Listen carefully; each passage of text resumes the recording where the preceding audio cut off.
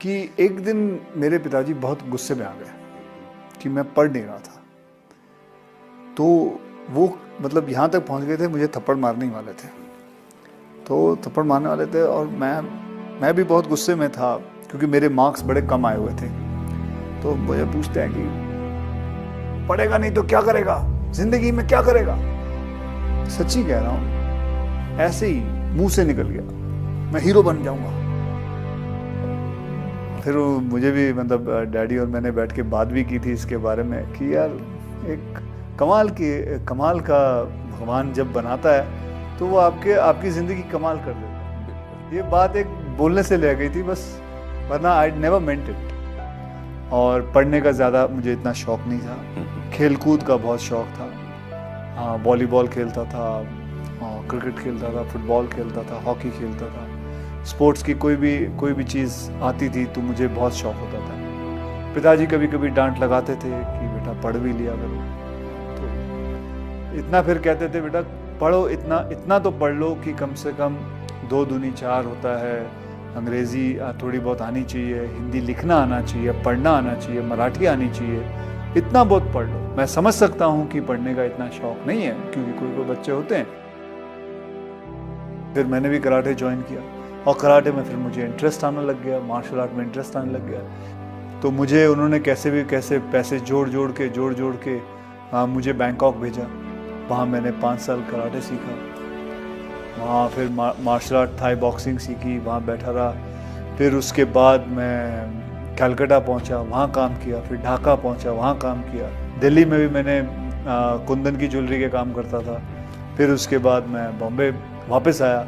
बॉम्बे में बच्चों को ट्रेन करता था, मार्शल आर्ट में सबको ट्रेन करता था, पैसे कमाता था। करीबन 5-6 हज़ार रुपये महीने के कमा लेता था।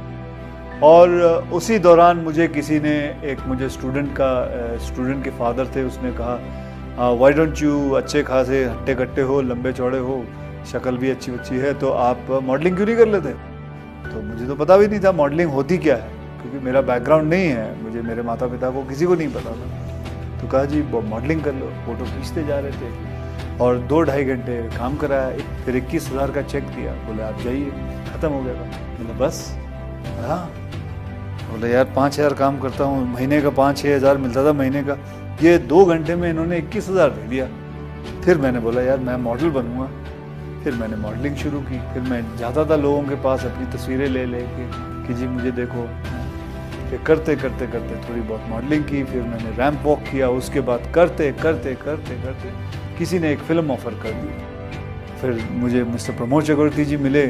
उन्होंने कहा भाई मैं आपके साथ एक फ़िल्म बनाना चाहता हूँ। और आज भी मुझे याद है शाम के 6:30 बजे हुए थे और उन्होंने मेरे हाथ में 5,001 रुपये का चेक दिया था।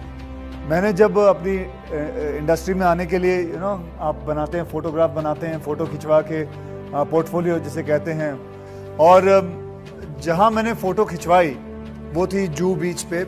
एक दीवार थी उधर और दीवार के ऊपर मैंने वैसे मैं बंगले के अंदर करना चाहता था कि मुझे अंदर बुलाया, तो उसने चौकीदार ने अलाउ नहीं किया क्योंकि वो किसी का प्राइवेट बंगला था। तो दीवार पे बैठ के मैंने सारी फ़ोटो खींची।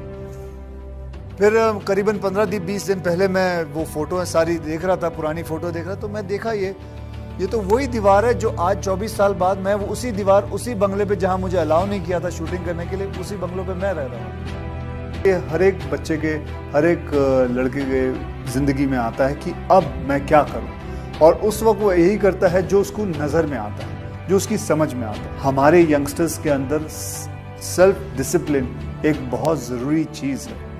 ये होना चाहे लड़का हो या लड़की हो, हर बच्चा कहीं ना कहीं दिमाग से आता है। कोई बच्चा कंप्यूटर पे बहुत अच्छा काम करता है, कोई बच्चा पढ़ाई में बहुत अच्छा होता है, कोई बच्चा साइंस में अच्छा होता है, तो कोई बच्चा मैथमेटिक्स में अच्छा होता है। हर बच्चे की एक गुण होता है। ये माँ बाप का काम है कि उस गुण को पता करें और उसको निकालें और उस लड़के को, अपने बच्चे को उस तरफ फोर्स करें। तो मैं समझता हूँ कि हर माँ बाप को ये बात समझनी ज़रूरी है कि आपका बच्चा बनना क्या चाहता है, करना क्या चाहता है।